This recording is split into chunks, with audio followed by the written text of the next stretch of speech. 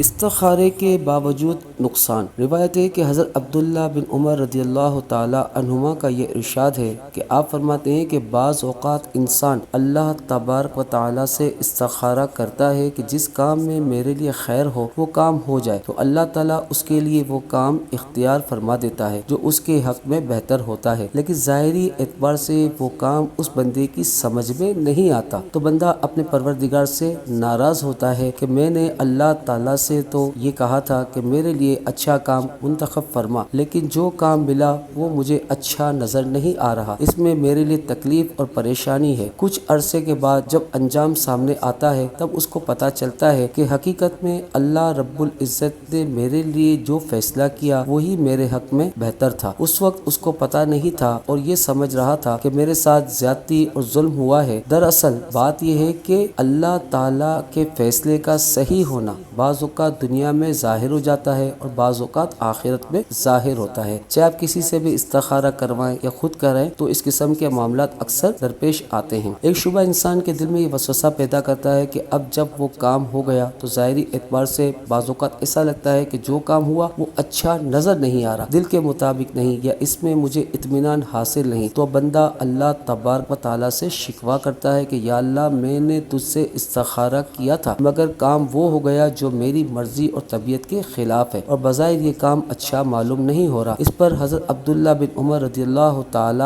عنہ فرما رہے ہیں کہ ارے نادان، تو اپنی محدود عقل سے یہ سوچ رہا ہے کہ یہ کام تیرے حق میں بہتر نہیں ہوا، لیکن جس کے علم میں ساری کائنات کا نظام ہے وہ جانتا ہے کہ تیرے حق میں کیا بہتر تھا اور کیا بہتر نہیں تھا، اس نے جو کیا وہی تیرے حق میں بہتر تھا۔ بعض اوقات دنیا میں تجھے پتا چل جائے گا کہ تیرے حق میں کیا تھا اور کیا بہتر نہیں تھا، اور بعض اوقات پوری زندگی میں یہ کبھی پتہ نہیں چلے گا، جب آخرت میں پہنچے گا تب وہاں جا کر پتہ چلے گا کہ واقعتاً یہی میرے لیے بہتر تھا۔ اس کی مثال یوں سمجھ لیجئے کہ جیسے ایک بچہ ہے جو ماں باپ کے سامنے مچل رہا ہے کہ فلاں چیز کھاؤں گا، ماں باپ جانتے ہیں کہ اس وقت یہ چیز کھانا بچے کے لیے نقصان دہ اور مہلک ہے، چنانچہ ماں باپ بچے کو وہ چیز نہیں دیتے۔ اب بچہ اپنی نادانی کی وجہ سے یہ سمجھتا ہے کہ میرے ماں باپ نے مجھ پر ظلم کیا، میں جو چیز مانگ رہا تھا وہ مجھے نہیں دی، اس کے بدلے میں وہ مجھے کڑوی کڑوی دوا کھلا رہے ہیں۔ اب وہ بچہ اس دوا کو اپنے حق میں خیر نہیں سمجھ رہا، لیکن بڑا ہونے کے بعد جب اللہ تعالیٰ اس بچے کو عقل اور فہم عطا فرمائے گا تو اسے یہ بات کی سمجھ آ جائے گی، تو اس وقت اس کو پتا چلے گا کہ میں تو اپنے ہی ہاتھوں موت کی جانب بڑھ رہا تھا اور میرے ماں باپ میرے لیے زندگی اور صحت کا راستہ تلاش کر رہے تھے۔ اللہ تعالیٰ تو اپنے بندوں پر ماں باپ سے زیادہ مہربان ہے، اس لیے اللہ تعالیٰ وہ راستہ عطا فرماتا ہے جس کا انجام بندے کے لیے بہتر ہوتا ہے۔ بعض اوقات اس کا بہتر ہونا دنیا میں پتہ چل جاتا ہے، بعض اوقات دنیا میں پتہ نہیں چلتا۔ یہ کمزور انسان کس طرح اپنی محدود عقل سے اللہ تبارک و تعالیٰ کے فیصلوں کا ادراک کر سکتا ہے، وہی جانتا ہے کہ کس بندے کے حق میں کیا بہتر ہے۔ انسان صرف ظاہر میں چند چیزوں کو دیکھ کر اللہ تعالیٰ سے شکوہ کرنے لگتا ہے اور اللہ تعالیٰ کے فیصلوں کو برا ماننے لگتا ہے، لیکن حقیقت یہ ہے کہ اللہ تعالیٰ سے بہتر فیصلہ کوئی کر ہی نہیں سکتا۔ کس کے حق میں